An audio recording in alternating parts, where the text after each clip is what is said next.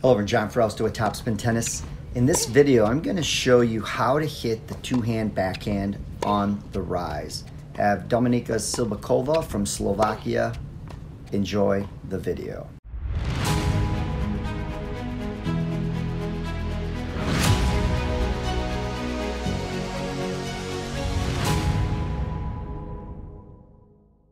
All right, let's break down some of these moves that she does. They're absolutely perfect.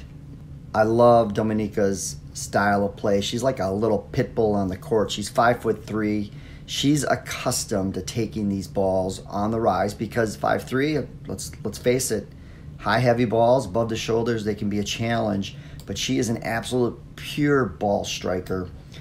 Let's go ahead and progress the video. So great shoulder turn. She sees the incoming ball. She's actually starting to back up here. When this incoming ball comes over, obviously it's probably a little higher, so she starts backing up, but immediately she makes the decision.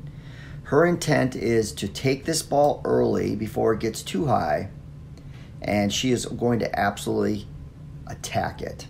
So she knows that she wants to move forward. Weight is going forward. Does a beautiful job here. Let's go ahead and show you how she gets this racket into the slot.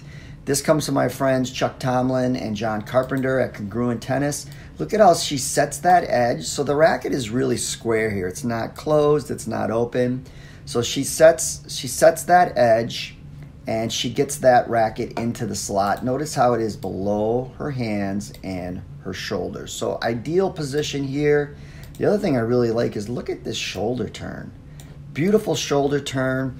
Her chin is over her right shoulder, and she is showing this right shoulder blade to the ball. So perfect position. One other thing you want to keep in mind, anytime you're going to hit a ground stroke, make sure you're getting into a good athletic base. Look at how her feet are apart. She has great width with the feet, good knee position, very athletic. She's going to use this kinetic chain to absolutely unwind on this ball and attack it. Very balanced. Here's where she's going to initiate the swing forward in that rotation. So notice where this ball is. I mean, it is still on the rise here. See how it's peaking here? So there it is. It's peaking. Racket's in the slot, so that racket head still will drop. And then she's going to release the hips and shoulders, and she's going to find that ball out in front. One thing I want you to keep in mind here is when she releases, look at the kinetic chain in action. Look at how her feet have come off the ground. That's a natural byproduct from the loading phase and the uncoiling. So beautiful position there. And then what I want you to keep in mind is when you make contact, so she comes from the slot, makes contact, I want you to think of a compress and release.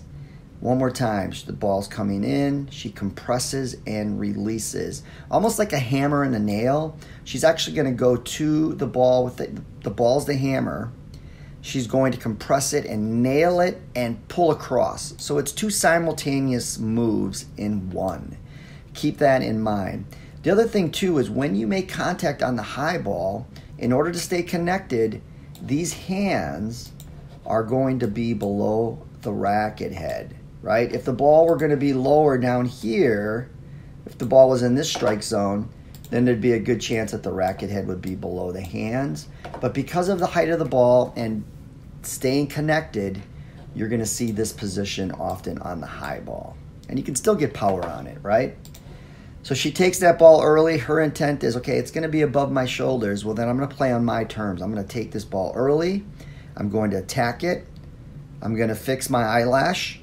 And then I'm going to smile at the camera. All right, so anyway, now I'm just being a little funny. So anyway, I hope this helped.